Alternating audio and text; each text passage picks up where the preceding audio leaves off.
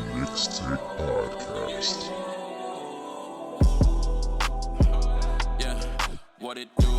Mobbing with the crew, nothing new. I thought you knew, thought I was falling off. Blessings keep on falling through. Oh, don't panic, dog. Bro, a boo, I can't lose.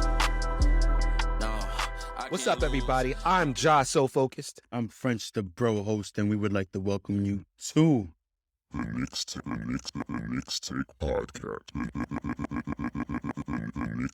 Podcast. The Knicks Take Podcast. The Knicks Take Podcast. this is episode 35.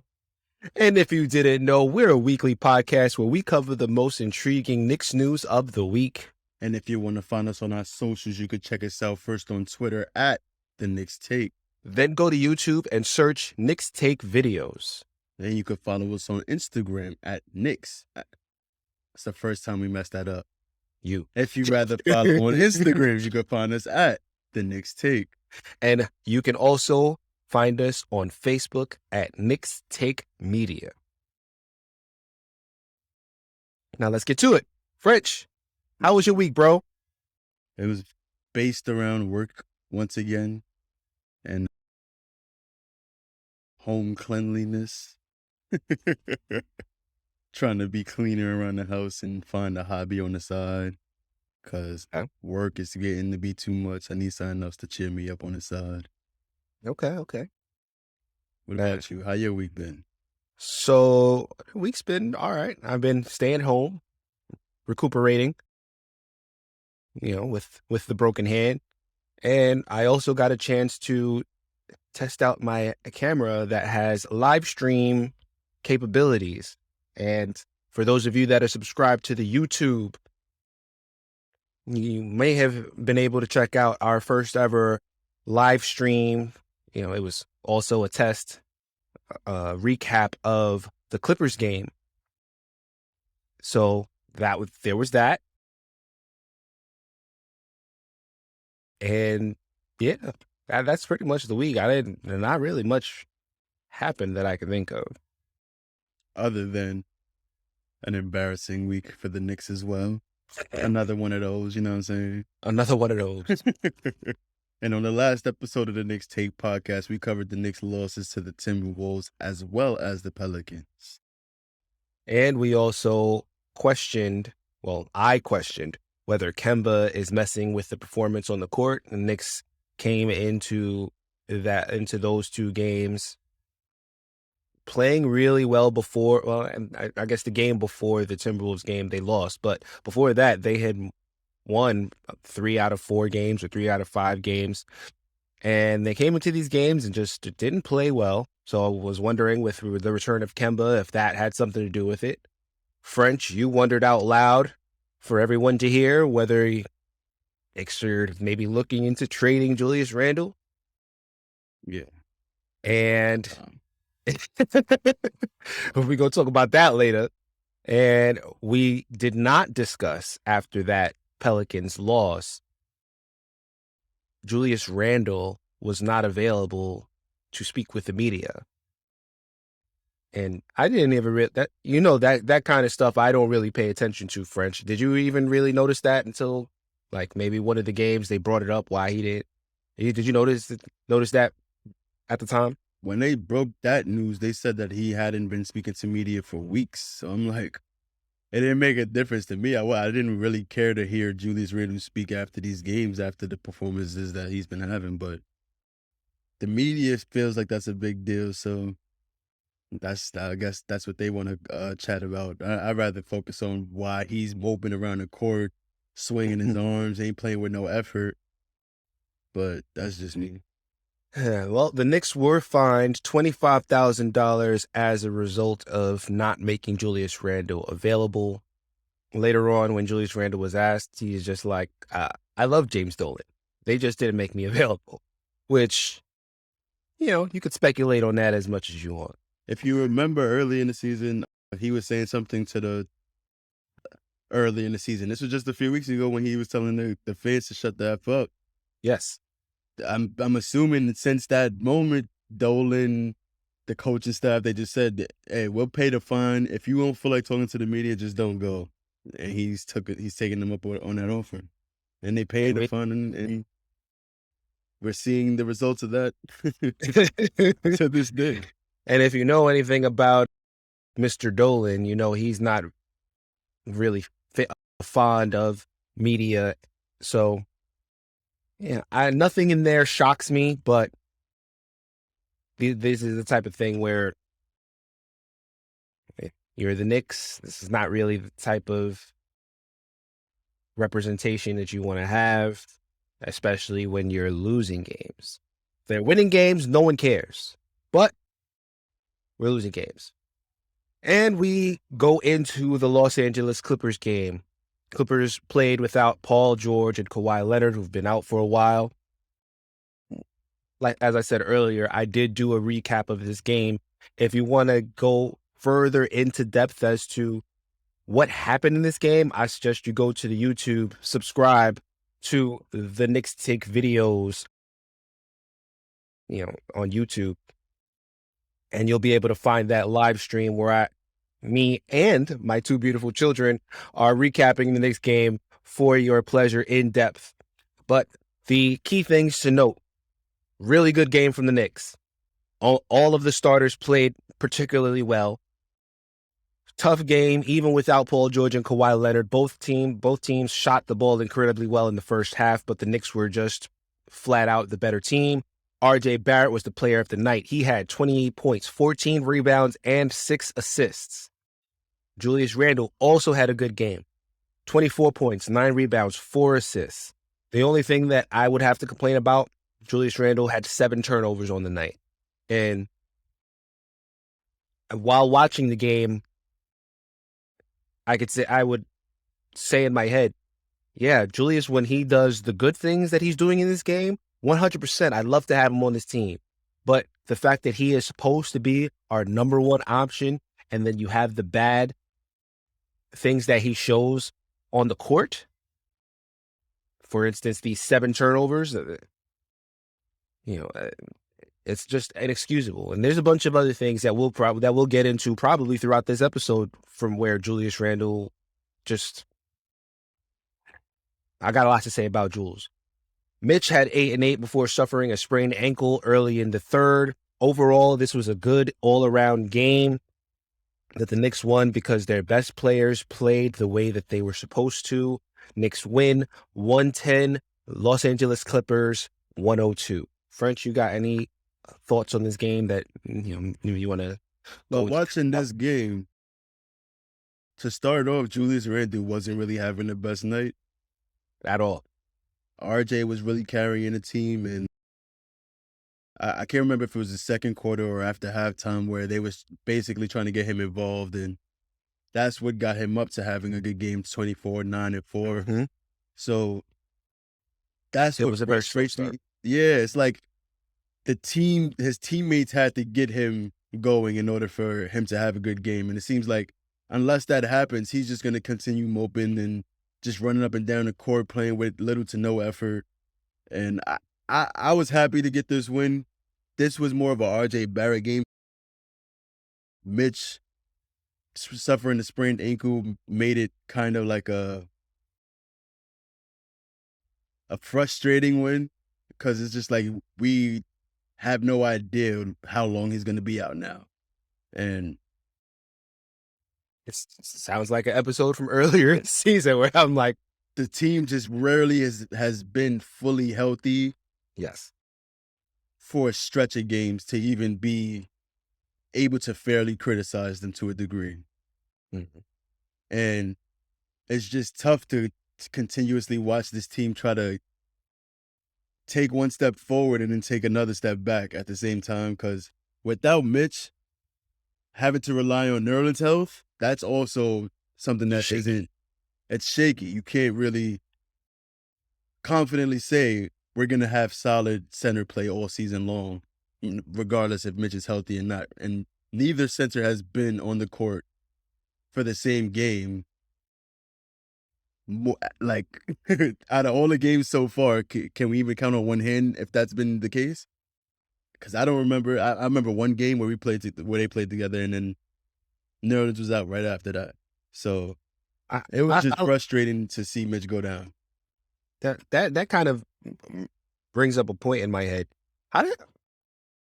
Do you really like care about Nerlens at this point? Like he could stay, he could go at this point to you, right? Or how do you feel? Like how do you feel that Nerlens Noel, his impact on this team? He got that contract in the offseason. How do you feel about his contributions to the court this year? Or do you feel like Mitch Robinson is, essentially outplayed him all year and he makes him very expendable?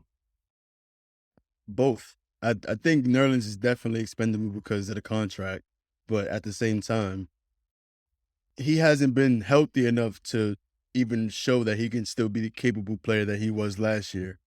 Mm-hmm. And it seems like he's added a few things to his game, like hook shots and the mid-range jump shot. He looked like he'd been shooting threes in practice. So I really just want to see Nerlens healthy before I can even give that type of answer. Because if Nerlens is healthy, he could be the same center that he was last year, where he took the starting center spot for the entire season and we was the 4th seed, with a large part to do with his defense. So if we're able to get the Nerlens from last year to come off the bench with a healthy Mitch, I think that's a recipe for success, but we've rarely seen it so far this season. So that's why the team has looked the way that it's looked so far. We've had unsteady center play, unsteady point guard play. The point guard rotation, both our point guards have been injured the entire season. It's just hard to win when your two most important positions are where you're struggling to get consistency from the most. Yeah, I think I've said that multiple times this season that we haven't seen this team the way that we envisioned it in the offseason, with 48 minutes of good point guard play and 48 minutes of good center play. We haven't seen that at all with the injuries to Derrick Rose, injuries to Kemba Walker, Mitchell Robinson, and Nerlens Noel. Actually, out of the 4 of them, Mitchell Robinson has been the healthiest player and has been on the court longer than any of them, which is a surprising thing considering his NBA career.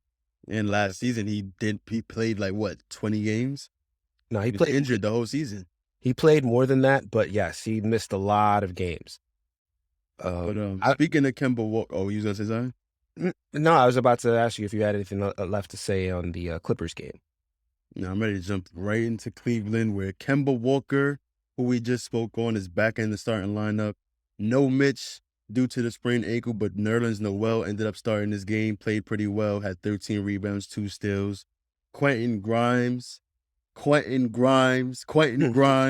is a sniper. He hit 4 clutch threes, giving him 12 points, played gritty, tough defense as usual. Solidified his rotation spot in my eyes by becoming the team's best 3-and-D player. And we're going to speak on it a little bit later, but he's been opening eyes around the league. Tibbs says that he loves Quentin Grimes. It's like we traded for Cam Reddish, and we know Cam Reddish is eventually going to take someone's spot in this rotation. You ask anybody who pays attention to the NBA, pays attention to the Knicks, Quentin Grimes' spot is solidified. It's not moving. You're not going to budge him off that spot because he's earned it. Rookie, just showing like that he's the best shooter on his team. He's better at shooting than Quickly. It's not even close. He's one of the best defenders on his team. He's definitely the most consistent defender on his team, and I'm just looking forward to seeing his development and seeing his growth in the coming years. So you're going to see a lot of Quentin Grimes shout-outs from me moving forward. The Knicks free throw shooting, however, is what cost us this game. We went 11 for 21 from the free throw line and shooting a collective 52.4%. 11 missed free throws. Disgusting. And we lost by 2 points. Think about that. Final thoughts has been Kemba Walker hasn't really shown the ability to be consistent enough to be the starting point guard of this team, to me personally, due to the ability that he's not able to stay healthy. And this has affected the team's chemistry throughout the season so far. It makes it harder to win when we have no stable point guard play. So what was your thoughts on this game? The Knicks lost this game 95-93. You said it yourself. We missed 11 free throws. We lost by 2 points. And I was never, like at a certain point, I was not confident that we were going to win this. Like, we were going to do anything. That third quarter, we were outscored by the Cavs 19-26. It was a pretty close game. Like, it was a pretty even game between the two teams up until that third quarter. And starters, I mean, that's who you blame it on. Every time we see that, the Knicks are losing in the third quarter, you have to look at the starters. Yes, Kemba Walker is part of that problem because he's not been consistent enough. Okay, I'll give you that. I'll also say, though, at the end of the game, Kemba Walker was not in it. And I read something earlier today on The Athletic where they were talking about the pace of the Knicks, how the pace that they play and how they execute their offense. And they highlighted one of the last plays in the game where Julius Randle was bringing the ball up, jogged the ball up, and the Knicks were down 2 or down however many points.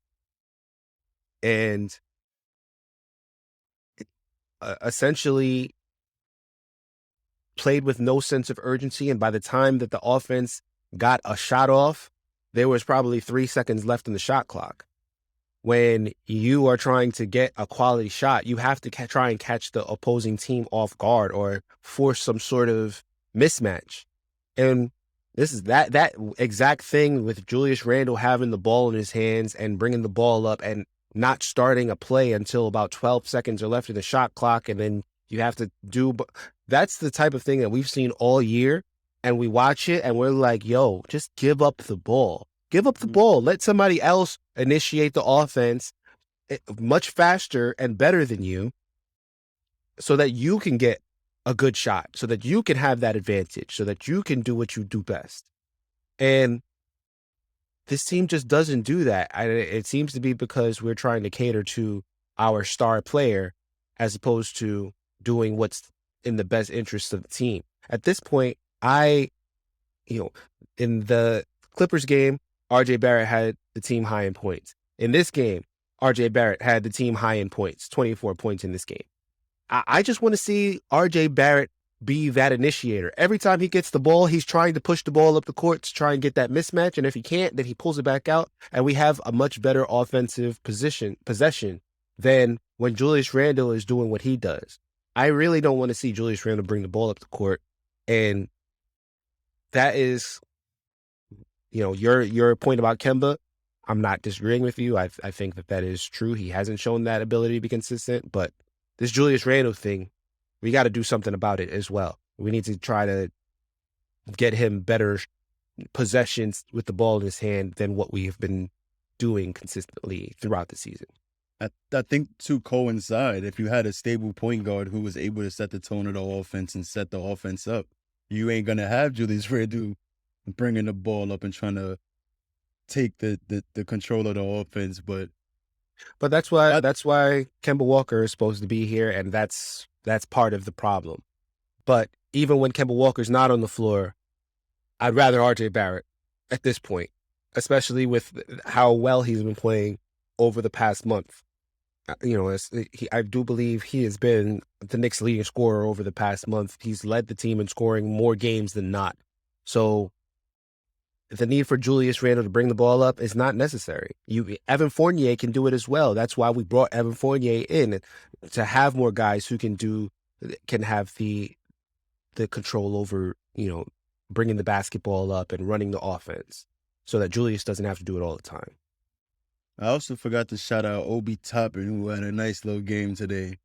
Against the Cavs, where he knocked down 3 or 4 threes. 3 or 4 after shooting 15-16% from 3 all season. That's surprising. That was encouraging. That was encouraging to see. He finished the game with 13.6 rebounds. He played the most consistent minutes out of all the Knicks so far in this game. Quentin Grimes also went 4 for 6 from 3, scoring 12 points. Steady off the bench. Them two combined for 25 points, and quickly struggled from the field tonight. But he did finish with 6 assists. I almost feel more comfortable with Quickly starting over Kemba Walker. especially with Derrick Rose being out right now, because Kemba just doesn't seem to be reliable enough to be a starter right now. I would much rather see him come off the bench, kill second unit defenses, and go off for like 20 points a game off the bench. I think he could play the Lou Williams role on this team. It's just Tibbs. I don't know why he sees something in the starting five that he feels like they should stick together, but this just wasn't a game where they seemed comfortable to take a win on the road. And I don't know why, because earlier in the season, they were a better road team than the home team. I understand the Cleveland Cavaliers are a really good team, but they were injured this game. They didn't have the Twin Towers like I thought they would have. Jared Allen was out. Only center they had was Evan Mobley and Ed Davis. They ain't have a backup center coming off the bench. Like, I'm thinking that this is a game we should dominate the boards and get a bunch of putbacks. Just beat them with just Knick basketball, you know what I'm saying? And I didn't think it would require much effort to shut down Dean Wade, Isaac Okoro, who's not a big scorer. He averaged like 5 points a game. Evan Mobley only finished the game with 15 points and 12 rebounds, but late in the game, he took control, and he's a rookie.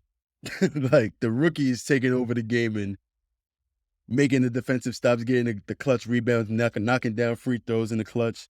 It's like, bro, this is what we expected from the guy we just paid a 6-figure salary to over multiple years, gave an extension to. Like, bro, You got to give Kevin on Love the his flowers. road, gotta give Kevin Kevin Love Love was his flowers. wide open. Like, this is Kevin a Love- former All-Star. Why I'm giving him his flowers? He played defense. He scored the most points on the Cavs, and he grabbed 11 rebounds, which, if Mitchell Robinson was there, we did say Nerlens Noel played well, but that you can say Kevin Love doesn't do what he does if Mitch is there, at least not to the degree that he does it. He is a former All-Star, but Nerlens was getting bullied by Kevin Love.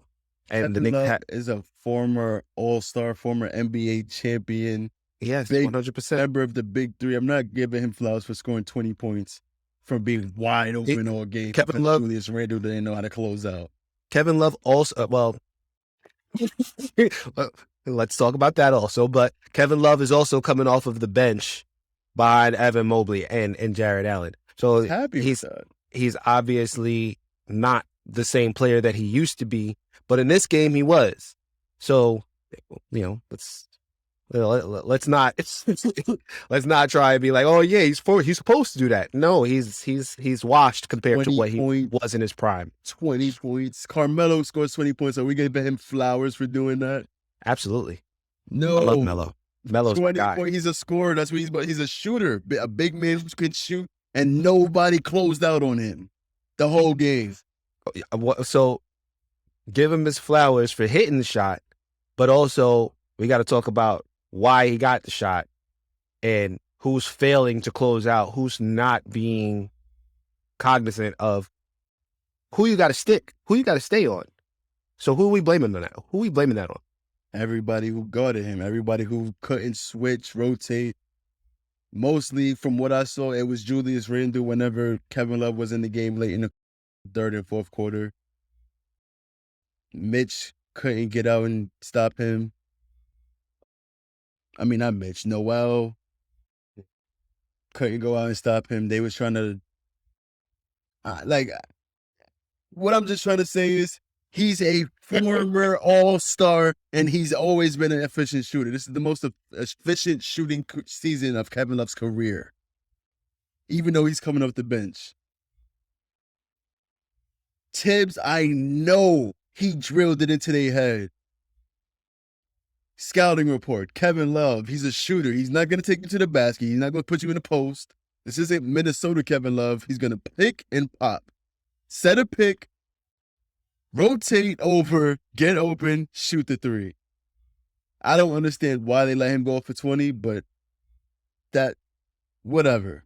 We're going to get into that later on in this episode because the defense from the Knicks did improve over this little stretch.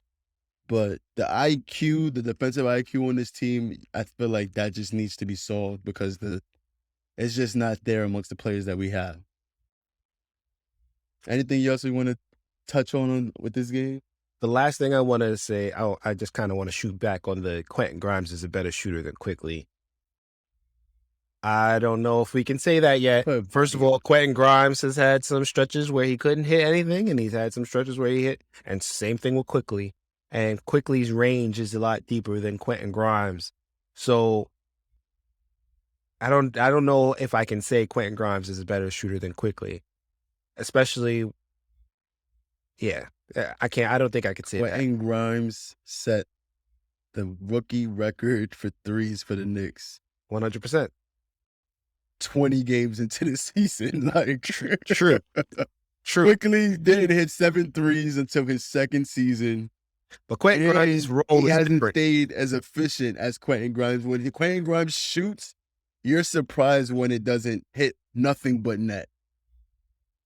Yes, but I've also seen him shoot a bunch of threes where it's like, oh, I did not expect him to miss that badly. Yeah. So, but the same thing with Quickly. I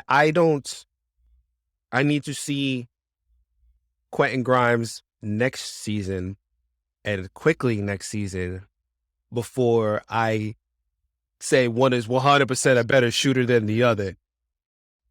I want to see what Quentin Grimes is going to be like in year 4. Assuming that they're both still here. They're gonna be here. If they're not here, this front office just don't know what's going on. They're not in tune. You drafted some players that you don't believe in. If you do not re-sign Quentin Grimes, Emmanuel Quickly, Obi Toppin, Deuce McBride, okay, maybe Jericho Sims. You gotta give up somebody that you like. You can't keep everybody that you like, bro. But we're gonna talk about that later. So, but yeah, I don't know if Quentin Grimes is a better shooter than Emmanuel Quickly, but I love the fact that both of them are on this team, and I love the fact that they both play defense, and I love the fact that they both still bring different things to this Knicks team. They're not redundant players. They're not guys who, okay, you either have to have one or the other. They can play together. They don't have to play together. They bring different things. I love it. Quentin Grimes is a wing. Quickly is a guard. He can play point or he can play shooting guard. It's great. So that was the only thing I kind of wanted to just shoot back on. Quickly's had some rough stretches this year, but I still think he can be considered the best shooter on this team on any given night. Second best, but it's cool. Picture this lineup: Emmanuel Quickly, Quentin Grimes, RJ, Cam Reddish, center of your choice. Obi Toppin? That's going to be a lineup right there. When they get a little rhythm, once they get a nice little chemistry amongst the bench unit, I would be very happy to see that moving forward. But we can go on to the next game because we happy right now. When we talk about this next game, it's going to be doom and gloom again. That was just nasty, but go ahead. I just think that the Knicks' future is bright, but just because the future is bright doesn't mean that it's going to look the same next season. Next game, Knicks played the Miami Heat on Wednesday, January 26th. And boy, oh boy. Told ya. Boy, oh boy. So, the Knicks, I felt like came out, they didn't come out like with no energy. They came out like, yeah, this is a game. This is an NBA game. We're playing against an NBA team. But they didn't come out like they were playing the best team in the Eastern Conference. And they never took the lead in this game. They never tied this game. They were never in this game. Not going to say candy, man. This was always going to be a tough game, but Knicks had lots of tough games last season, and they hung in there. They weren't getting blown out left and right. And yeah, he couldn't miss. The Heat couldn't miss from three. Everybody was knocking down. Well, almost everybody was knocking down with threes. 4 Heat players scored at least 20 points, including one Tyler Hero, who has been compared and contrasted with an R.J. Barrett on this team. Um, Tyler Hero returned to the Heat's rotation and dropped 21 points. Starters once again played poorly, with the exception of one R.J. Barreto.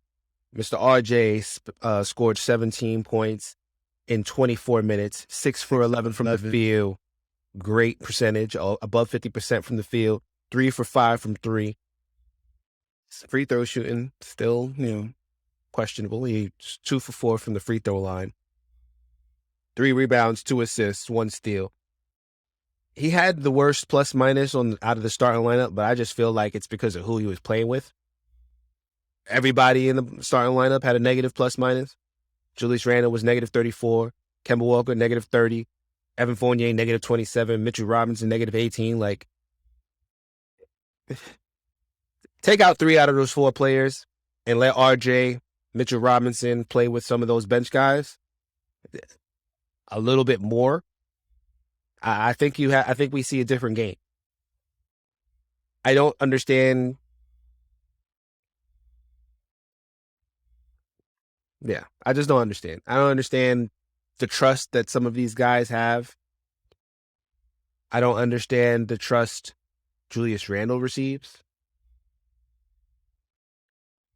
I don't understand why. There's just a lot I don't understand. Nightmares. I just don't understand. I know that your veteran players are the guys that you're supposed to lean on and trust, but when they're playing the way they've played all season, you got to do something different. And yeah, the front office needs to do something more than anything else. Final was 110-96 in a game that was never really close. Obi Toppin had the team high in points. He scored 18 points in 21 minutes, 7 for 9 from the field, 2 for 3 from 3. It looks like that 3-point shot is back, French. But Miami? Yeah, no. Nightmares. I'm trying to tell you. They give me nightmares. Obi, I was very encouraged with Obi did this game, but there was very little to no faith that this game was going to ever come in our outcome. RJ scored efficiently, but because of who he's running with in the starting 5, it's just only but so much you can do. He went 3 for 5 from 3. Shot the shots he was supposed to shoot. Tried to match up against Jimmy Butler and slow him down, but Jimmy Butler's an all-star, superstar player. Only missed 1 shot, and that was a 3. He had 22 points, 6 rebounds, 5 assists. The Miami Heat are primed to be back in the finals. I don't think that them going to the finals in the bubble was a fluke. I've always had fear in my heart for the Miami Heat. I always feel like we're going to be down 30, so watching this game, it was just like, all right, did we get to see some Cam Reddish minutes, which we did at the end. He ended up scoring like a calm 6 points, but not 100% efficient, but yeah, it was cool. And on ESPN, Jeff Van Gundy was calling the game, and he was letting the Knicks have it. He called the Knicks starters out, saying they need to learn something from the players on the bench because they playing with the intensity and toughness that you should be playing with. He called out Julius Randle. Yeah, he pulled no punches. Jeff Van Gundy, he was letting the starters have it the whole night. But he said his favorite player was Deuce McBride. Tibbs' favorite player on the team is Deuce McBride. I mean, not Deuce McBride, I'm sorry. Quentin Grimes. Quentin Grimes. Jeff Van Gundy's a big fan of Quentin Grimes. So, like, that was the only takeaway I got from this game. I knew there was going to be no realization that comes from the end of this game because we're just outmatched with this team. But to see our young guys still be able to perform and not succumb to the pressure, it was good to see that. So I think this was the game where I tweeted at you. It had to have been this game. I tweeted, "I'm done with Julius." Yeah. I'm pretty sure I tweeted that. I'm done with Julius. This was a game where I was just watching him the way he was playing, and I was just like, I've got nothing left. I will always hope that we got the Julius that we got last season, but it's clear to me more than halfway through this season that Julius lucked his way into being a player that he isn't last year. That's not to say he's a bad player, but I thought he was gonna give consistent effort, not night in and night out, because it's very hard to do that when you're running the offense and you're the leader of the team and you're the all-star. Like, it's hard to do that. But it's just your consistency in all areas of the court is just not great. It's not great. I think he needs to be somewhere where the eyes are not all on him. I don't know where that's going to be, but I think he needs to be somewhere. Why did he want to come to New York if that's what's going to bother him? I don't know. I don't even know. It doesn't make sense. I don't even care if it bothers him. It's just about taking it in and turning it into motivation for you to do what you need to do on the court.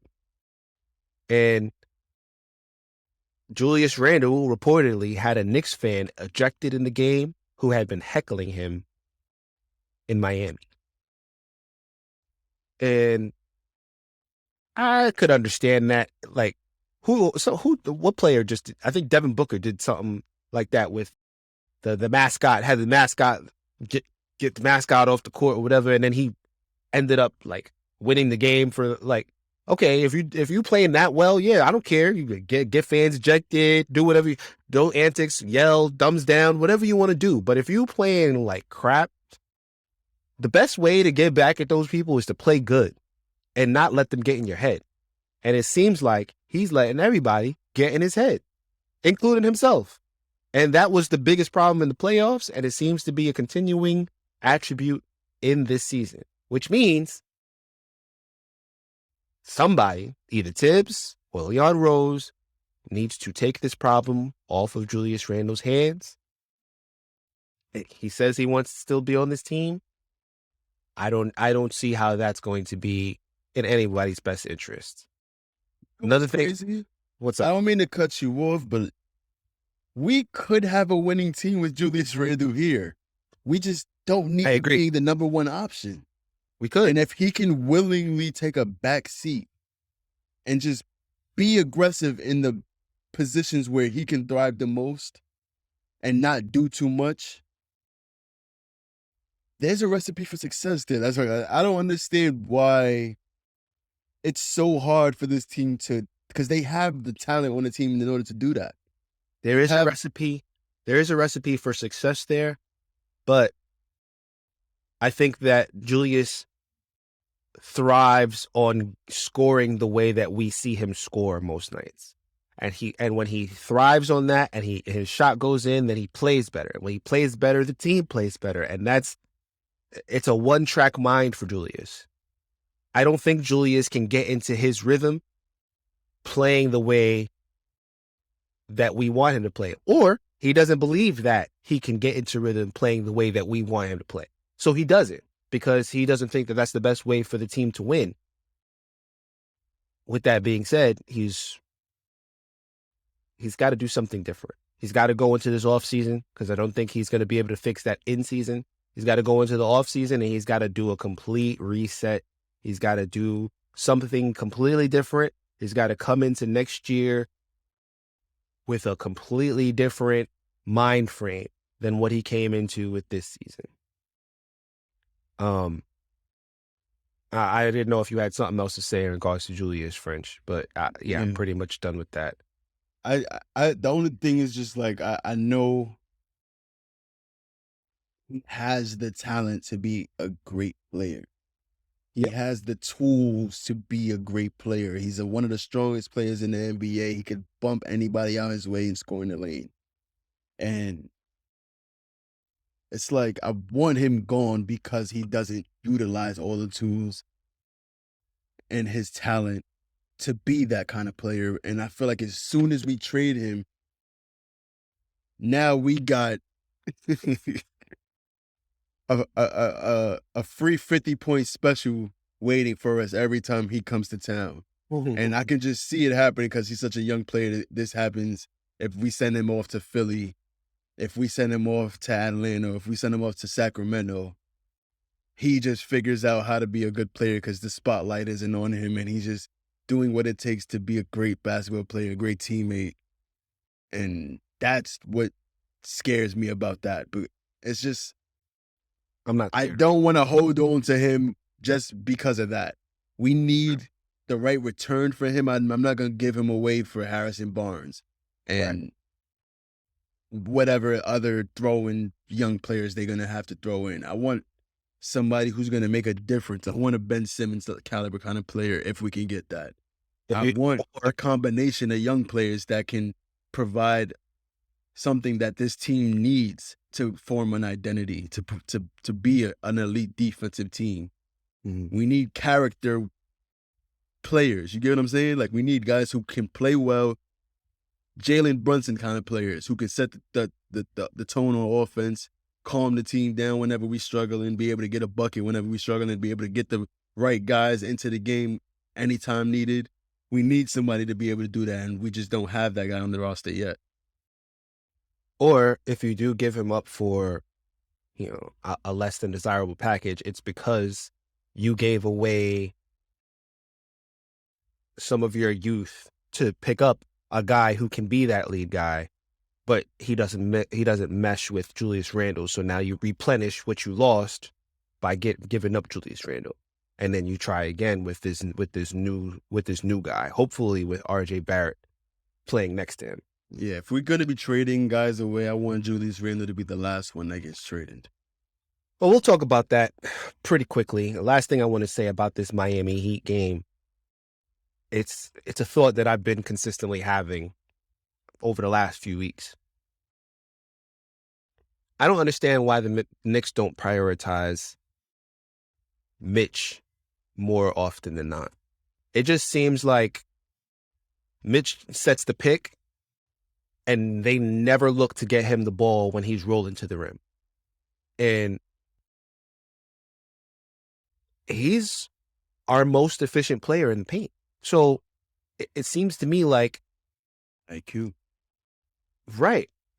It seems to me like when he's with that starting unit, RJ could be getting him the ball more. Julius could be getting him the ball more. Like, these are guys that he sets the pick for as my son walks into this room. Hey, Luca, can you go back with Abuela, please? Lucas, Daddy's working. Hey, thank you. Sorry about that. It seems like these guys, like, maybe it's part of the sets that Tibbs runs. I don't understand, but it seems like he sets the pick, and then he's usually open running towards the rim, and he has enough athleticism that he'll either get fouled or he's going to score. And they never get him the ball in that moment. They do a pass to somebody else on the 3-point line, and then they have to get Mitch, and then he can't because the defense is already rotated by that point.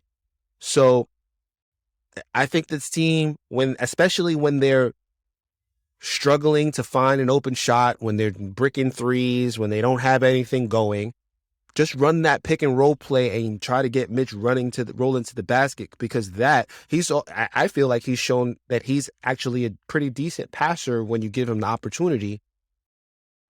I think that will open up a lot for you if you try to get Mitch more involved in the offense. He's already getting close to being a double-double machine at this point over the last few weeks.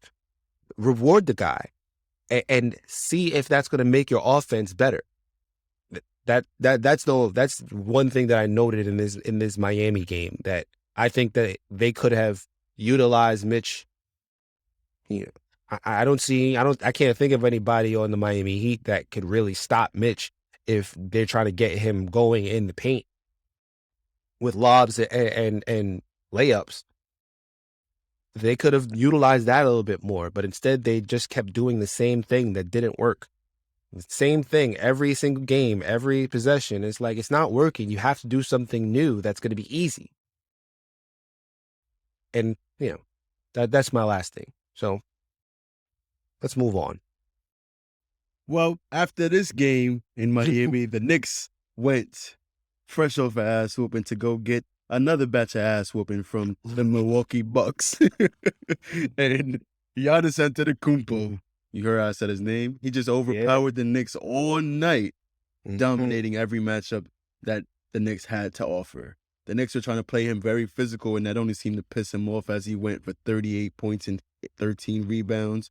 Julius Randle, another night scoring under double digits. He struggled another night, but he did have 11 points and played solid defense throughout times through the night, but he only had 9 points to end the night. Grimes, Burks, and Obi were the only bench standouts from this game, combining for 16 points, mostly from Grimes in the first half. Mitch played 25 minutes, going 3 for 3 from the field, grabbed 6 rebounds. He did mostly struggle while guarding Giannis. I remember earlier in the season, Noel had done a pretty good job on Giannis in the win that we got. It was in Milwaukee, right? When we were, yeah, it was a pretty convincing win. Yeah, before this game, every team that played at home lost up until this game. And to correct something, it slipped a little bit. You said Randall scored 9 points and he scored 11 points. He had 11 rebounds. Sorry. And he scored 9 points. And RJ finished the night with 23 points, but he also struggled shooting the ball efficiently, going 6 for 20 from the field, 3 for 8 from 3.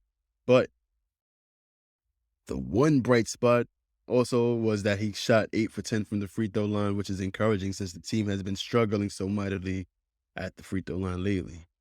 Knicks get blown out 123-108. Team desperately needs a spark plug, a steady leader, and that player is just not on the roster. I think it's time to make a trade. What was your thoughts when you finished watching this game last night at 1 o'clock in the morning? I'm still tired of Randall. Yeah. He played 36 minutes to score 9 points. Yep. He didn't put up a lot of shots. He only put up 9. Don't really know. He seems lost out there. It seems like he wants to be lost out there. He seems lost out there. I don't think he wants to be lost out there. I disagree with you there. But he seems lost out there. He doesn't seem, if he's not the main focal point of the offense, it doesn't seem like he knows how to contribute, which is not true, obviously, because he did grab 11 rebounds. He still had 3 assists, but he also had 4 turnovers.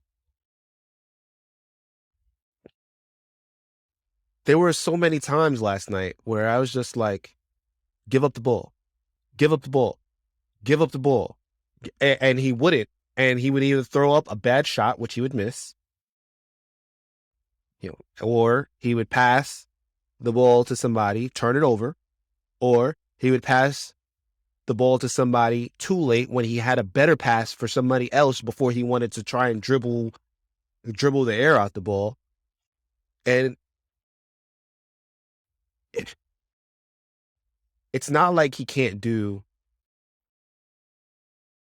It's not like he can't do what we're asking him to do, because what we're asking him to do, we've seen him do. We've seen him do it for a full game. Make quick decisions, make the right pass, don't dribble the air out the ball and turn it over off your leg or off the other team's leg or whatever. Just don't hold the ball for so long. That's not what we're asking you to do. Keep the ball moving. And he does. It seems like there are some games where he doesn't want to do that, but he also wants the team to win, but he knows that he can't hold the ball too long, so he doesn't know what to do. And this game against Milwaukee was that game. He tried to go one-on-one. It didn't work. His defense, you said he had a solid defensive night. I feel like I missed it. I would say it's a mixed bag. I think his one-on-one defense is always good. but I felt like there were a lot of miscues, a lot of times where I found myself saying, who's Julius supposed to be guarding?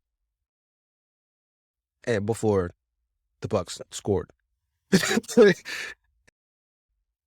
I never really had faith in this game, but I'm a Knicks fan. I still wanted to see them win. I still wanted to see them keep it close. And for a lot of this game, they did keep it, particularly close. They didn't let it go completely out of hand. They even cut it down to 2 points in the fourth quarter or in the third quarter? Third quarter. In the third quarter. In the second half, they cut it down to 2 points. I think even in the beginning of the fourth, it was still in single digits. And at a certain point, the Bucks just kept hitting shots, and it was too much. This wasn't a terrible game, but something's broken. Something needs to get fixed, and it was clear to me that it wasn't fixed last night. There's just a little tweaks that need to be done, and I don't know how they're gonna do it. We have the worst starting five in the NBA. Statistically. And I think that calls for some type of movement to come. So if you don't have anything else to say about the Bucks game, I would like to jump straight into the next segment where we talk about Knicks rumors. Brian Windhorst from the ESPN reported that the Knicks have shown a willingness to trade some of their veteran players. I can't read. I don't know what's going on. Including Alec Burks, Kemba Walker, and Evan Fournier in order to clear a rotation spot for their young stars. This would mean more minutes for Deuce McBride, and we finally get to see some consistent playing time for Cam Reddish. Ian Begley of SNY reported that the Knicks are getting an abundance of trade calls on Emmanuel Quickley, Quentin Grimes, and Obi Toppin, but the Knicks have been unwilling to include them into any trades. And he also reports that Julius Randle could be available for the right return at the trade deadline. Mm-hmm. We should pause for a second and just reflect on those two things right there. Well, more than two. That's a lot right there. That's a lot of information I just left. There's not really much for me to reflect on.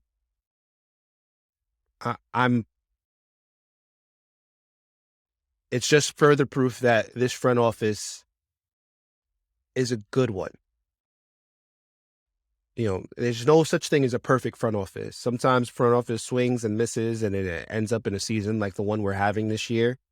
And there was not one trade, signing, anything, draft choice. And there's nothing that the Knicks front office did this year that I felt was questionable. I think I did question the Nerlens Noel signing, and you could say that I was right or wrong about that, but I'll give it the season. I'm not gonna take my victory lap on the Nerlens Noel signing. But outside of that, I wasn't mad at anything that the Knicks did. And everything that's being reported now is what I would expect. I would expect for them to clear rotation spot. No, actually, I will question that one. You said that they're showing a willingness to trade some of their veteran players, including Alec Burks, Kemba Walker, and Evan Fournier, to clear a spot for their young stars. I don't think that that's the reason why any of those players will get traded. I think that they're going to get traded to consolidate, to bring in somebody good. They're not going to trade one of those or all of those guys to clear a rotation spot for all of their young stars. I think that one or two, maybe. I don't think both Deuce and Kim are going to get consistent minutes. I think it's going to be one or the other. And it's going to be dependent on who's traded and who we get back. But I don't think that we're going to trade veterans for nothing so that those guys could get minutes. I think that, when I've listened to other podcasts, I've listened to a bunch of, information.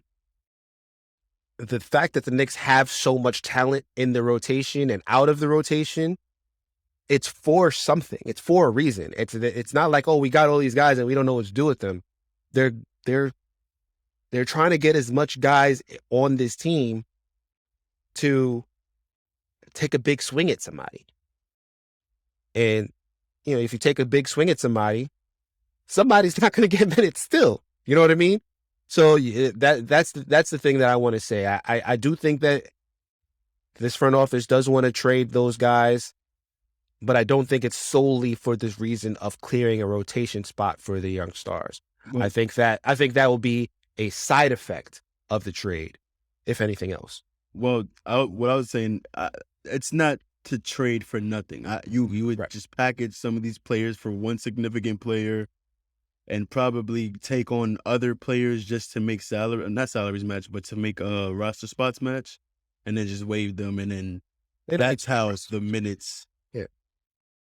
would be allocated toward the younger players. You get one guy. Mhm. I would want a Ben Simmons. Maybe other guys would get thrown in. We waived them, and now we got minutes with Cam Reddish because Fournier and Burks is gone. Right. And I feel like that's the path that they're trying to go down, not trade these guys away for second-round picks. I don't like your example, but yes, that is essentially what we are. Well, that's just the one I could think of. De'Aaron Fox, trade for De'Aaron Fox. They throw in some other guys, Marvin Bagley or something like that. They get waived.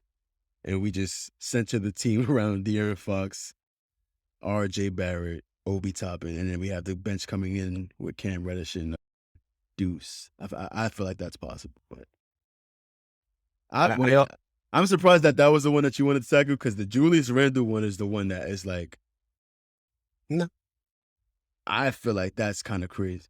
I thought that was wishful thinking on our part as Knicks fans because of what we're seeing, but halfway through the season of a contract extension just being agreed on, and then now you're admitting that all the signings that you had over the summer, Kemba, Evan Fournier, Julius, you're willing to trade them all now. You're admitting that what you did with. No, I don't think that's what it is. I think that's part of it, but it wouldn't be so surprising if Julius Randle hasn't been behaving the way that he's been behaving off the court. He hasn't been like public enemy number one or anything like that, but you have to consider what that looks like. Your star player is actively engaging in a feud with fans of the team. And, we could be defensive of Julius Randle. I don't think that some Knicks fans have, I don't think that all Knicks fans have been perfect or have said the right things. There's been a lot of nasty, wishful thinking, on Twitter and everywhere else. And there's, people were grateful that he caught COVID and all that. And it's like, yeah, that's disgusting. But when you're a star player, you're only able to do the things that Julius Randle has done when you are a superstar or you respond with superstar, activity.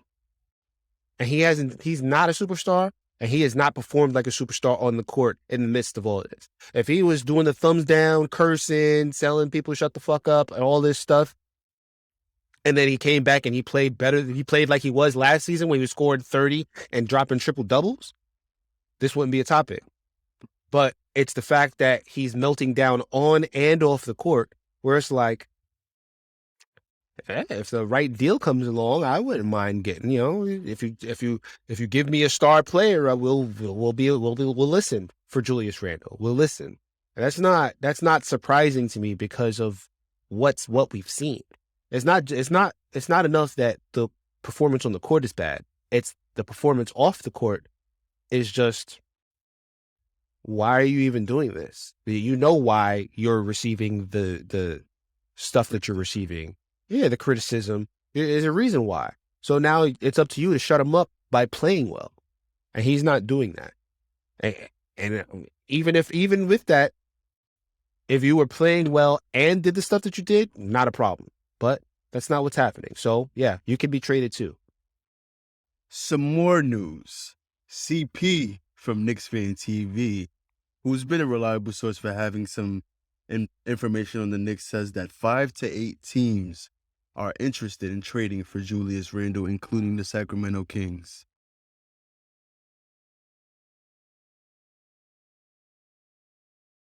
I ain't mad at seeing De'Aaron Fox on the Knicks, so I ain't gonna lie to you.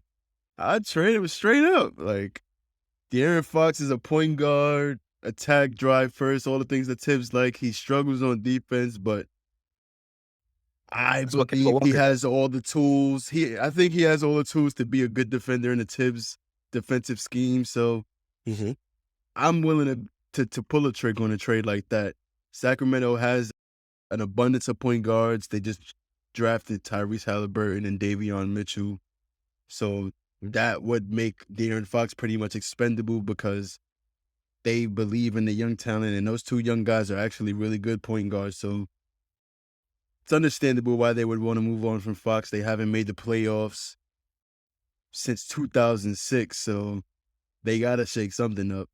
And Julius Randle, I can see why he would be attractive to them because they've been living with Marvin Bagley, and he's not the same kind of player and who provides the same kind of not toughness, but physicality that Julius Randle has. A double team threat that teams are going to have to deal with every night. And I think with a combination of skilled point guard play with a bulldozer-like player in the front court that could provide some matchup nightmares in the Western Conference, seeing as the West Conference is like the new Eastern Conference, that they're like the weaker pool talent-wise amongst their teams. So I can see them making that type of trade. I would love to wake up to that trade tomorrow, but we just have to see it first. Another rumor is that the Knicks have been rumored to be a potential landing spot for Donovan Mitchell if the Jazz exit the playoffs in the first round, according to Rick Bucher of Fox Sports. And Rick Bucher is always giving these big headlines, and I don't remember seeing one that was accurate. But we can still touch on this one because Donovan Mitchell, it does make sense. His father works for the Mets. He's from New York. He doesn't hide the fact that he loves New York. He loves the Knicks. Utah is a pretty racist town, racist city from just the perception throughout the years. It might not be that way, but that's how No it offense, is for the Utah. most part. Yeah, no offense. It might be a really nice place, man. To people that ain't from Utah, that's how we view y'all. Sorry. And for him to be that level of a star player where he's going 50 for 50 with Jamal Murray in the bubble, like you want to see talent like that in a city where the lights are going to be on you 24/7, where your talents are going to go recognized instead of people making fun of you because you're on the Utah Jazz. And you remember LeBron and them when they was doing the All-Star selections, like nobody really plays with the Utah Jazz. Nobody want to pick nobody. They got picked last in the All-Star draft. So I don't think Donovan Mitchell likes that. He's shown that he wants to be a D-Wade kind of player on and off the court. And I feel like New York is the city, the team that you would want to be a part of when you have that level of talent, especially when you're from New York. It just makes sense. I know we have a thing for bringing New York players back, and if they don't, you see Kemba Walker, he came back here, a New York kid from the Bronx, and now we talking about shipping him out of here to Sacramento, so who knows. But Donovan Mitchell is a stud player. He's not a Kemba Walker. He's in his prime. He's a young stud. And if there's even remotely a chance that he's interested in the Knicks and we have the opportunity to get him, I think we should definitely pull the trigger on that type of trade. I'm going to mix this in with my topic of the week. My topic of the week was going to be, if you had any choice of Knicks player to be traded, who would you choose? but I'm going to do a more general version of that, talking about Donovan Mitchell and De'Aaron Fox. Well, no, first I'm going to say specifically, I would trade Julius Randle for either one of those guys straight up and do what we're doing now, just with those guys being the offensive initiator instead of Julius Randle. And Without thinking twice. let's not disrespect the man. Sorry. But we just need guard play bad. That's just I would do that. I would I still believe in Kemba Walker here. I'm wearing Kemba's jersey right now, actually. I still believe Kemba Walker could work here. The only problem is that Tibbs needs to get over, as French puts up the Kemba Walker jersey as well. Tibbs needs to get over this Kemba Walker needs to start situation. If the Knicks could somehow pull off multiple trades this season or in this offseason, getting rid of Julius Randle and bringing 2 or 3 superstar players. Donovan Mitchell is a superstar player. If you could bring in somebody else with Donovan Mitchell, you might have to give up some of our favorite players on, that are the youth players. Deuce. Not well, Grimes. Well, you might have to give up Jericho. Yeah. Jericho's not going to get it done. Not to get Donovan Mitchell and I was talking about one or the other. Right. But in that situation, if you do that, I would be fine with keeping Kemba Walker as our third string point guard for if Derrick Rose gets hurt. Right? And then you have 2 New York point guards He ain't going for that. in the rotation. But I'm just saying, in that situation, you have hopefully still have RJ Barrett. I think RJ Barrett, he continues to play the way, even though he's still not consistent, he's playing much better now than he was before. If you keep RJ Barrett, you have a Donovan Mitchell, and you have one more superstar player, and then you keep Quentin Grimes. You got to choose between Mitchell Robinson and Obi Toppin. I think one of them would have to go. But if you keep those guys, you keep Derrick Rose, you keep Alec Burks, you keep Kemba Walker, that's a rotation I think that you can live with. Maybe it's not going to get you to the finals, but that's going to be dependent on who that other superstar player is. If you have that other superstar player, Donovan Mitchell, RJ Barrett continues to make that jump, and you have that bench, that's a top team in my opinion. And you would have to give up quickly. You would have to give up Deuce, or you would have to give up one of these other guys that you don't want to give up. So, but yes, the answer to my question, if you had any choice of Knicks player to be traded, I would choose Julius Randle. I think that more than anybody else, he is part of the problem. Last year it was Elfrid Payton. We got rid of Elfrid Payton, and right now, if you look at on the court, when you got rid of Kemba Walker, it didn't change anything. When you put Kemba Walker in, you didn't change anything. Evan Fournier has played well enough in certain games to win the game by himself. Julius Randle has not shown to be the player that we wanted to play this year, where he was doing triple doubles and scoring 30 points. He hasn't come anywhere close to that being that player this year. Luckily, he isn't being played. He hasn't been paid. He hasn't been paid, the worth of what he played last year. But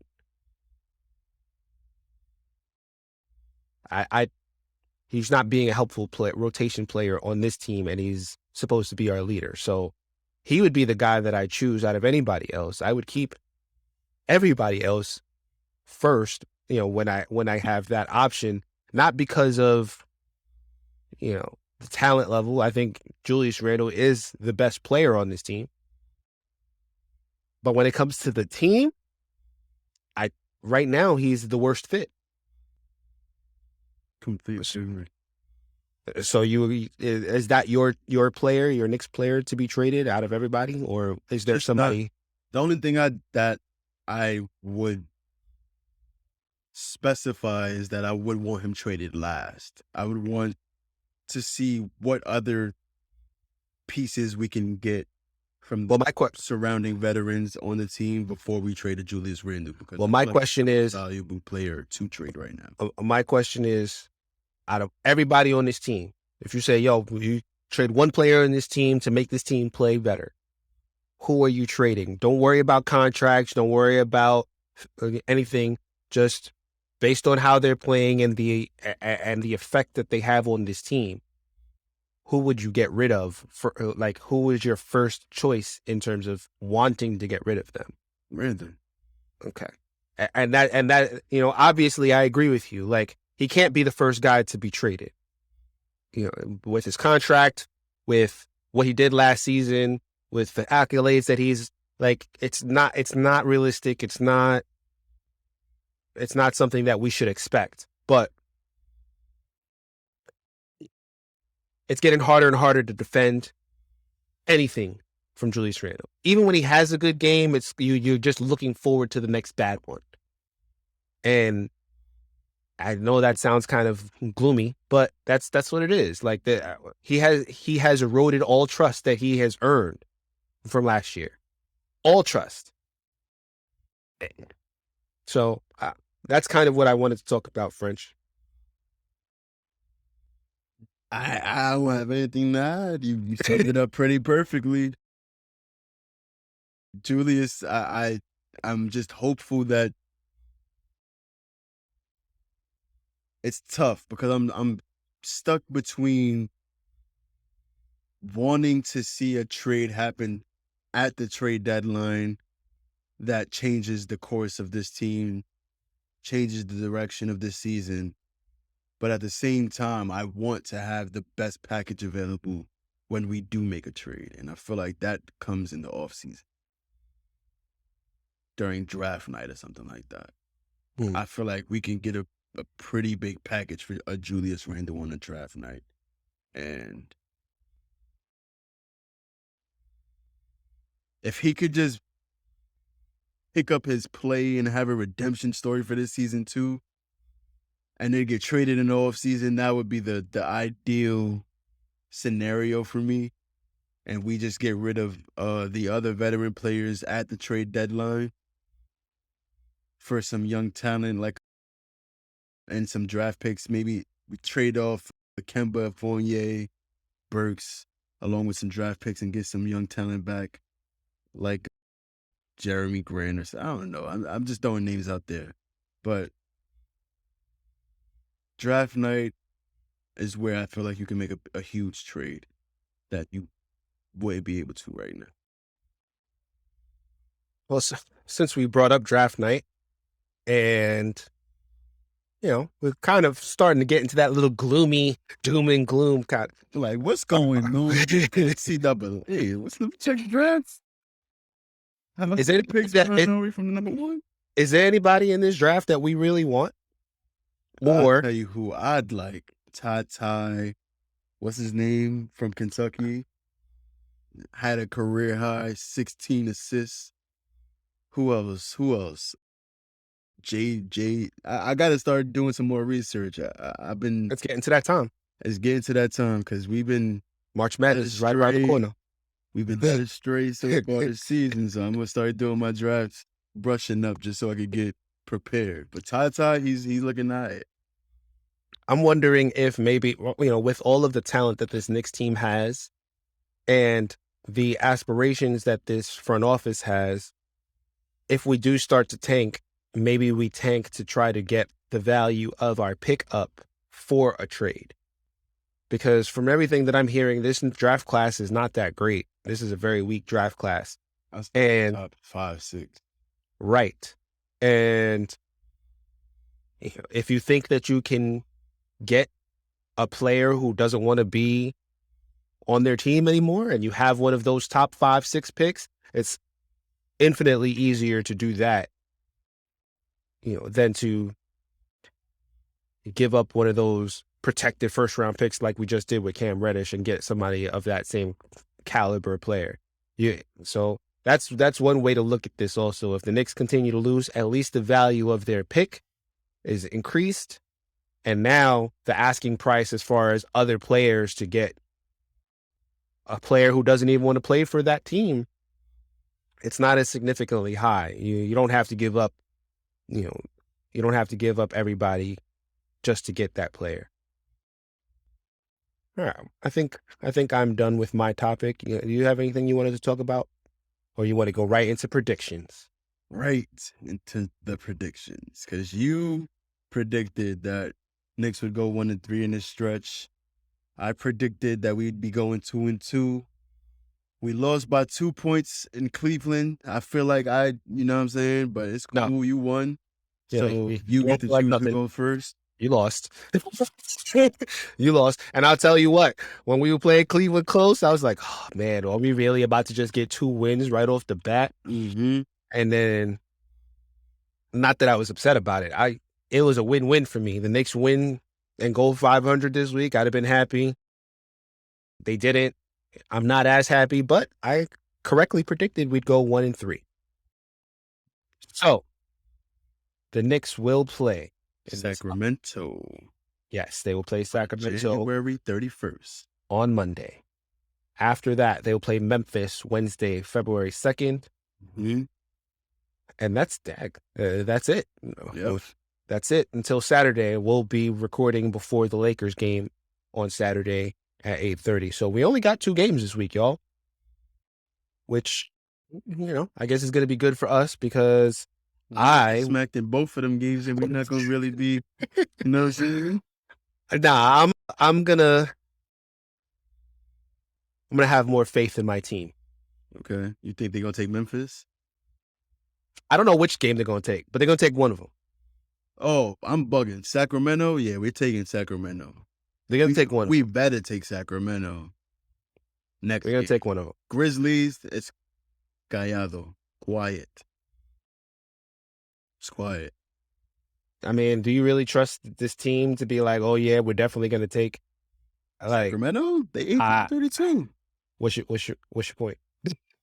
Who on Sacramento should we be afraid of? We've also lost to the Orlando Magic twice this year. Orlando has young talent that's scrappy, plays together. Mm-hmm. They had 2 New York-born players, born and raised, came to the Garden and lit us up. We also just lost to the New Orleans Pelicans, who are 18-30. They also had a New York-born and raised guy who came out. I don't remember his name, but he came out and lit us up. We're going to be in Sacramento. Uh-huh. Julius Randle's probably going to be spending the rest of his career there, so he might be like, let me see how these rims is working. He might have a nice little big game. Bagley, he don't look like he's ready to guard anyone. Barnes is the only threat, I feel like, outside of the young talent in Davion Mitchell and Halliburton and Fox, if Fox even plays. Buddy Hield kind of rubbed off the bench, but out of all the games Sacramento's played the Knicks, I don't really remember Buddy Hield going too crazy, so I'm not really concerned about him. He may be the one guy that goes crazy. What would really piss me off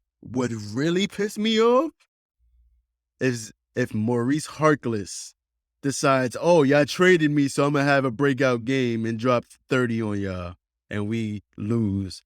So, barring that happening, the Knicks should definitely win, and that's what I'm going with. So, I'm going with the Knicks going 1-1. What about you? I already said what I was, and you can't match me. You either have to go 2-0 or 0-2.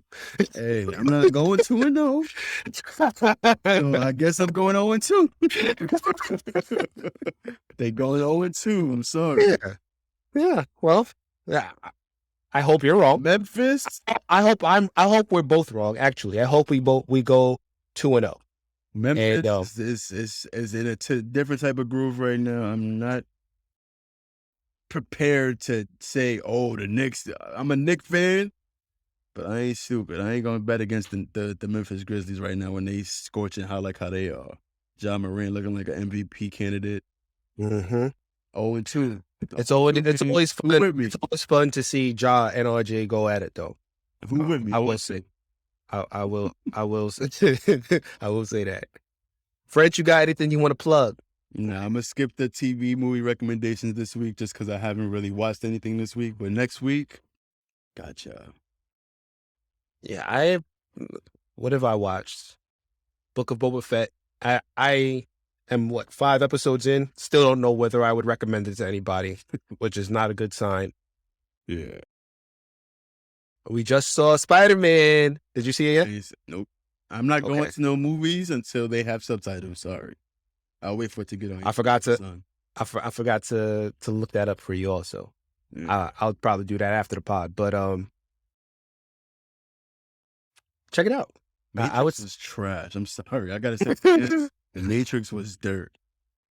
it was better than The Matrix. I don't know if that's saying much to you. It was definitely better than The Spider-Man? Matrix. Yeah. I heard Definitely better than Spider-Man was Matrix. fire. I'm not really worried about Spider-Man. There Worried are about Green. if you take the second to question things, there are plot holes, but it was enjoyable. So if you don't care about such things, then you'll like it. Yeah, If- watch DC if you don't want to see no plot hole.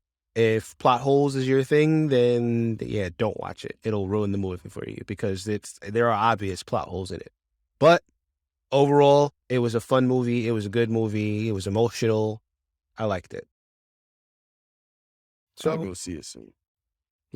we'll discuss Spider-Man. It'll probably be in on with subtitles next month or the month after. Pretty soon. Pretty soon.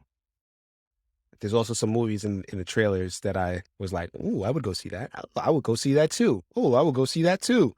So, I would suggest you go in time for the trailers, French, when you go to see. Oh, actually, you're not going to the movies.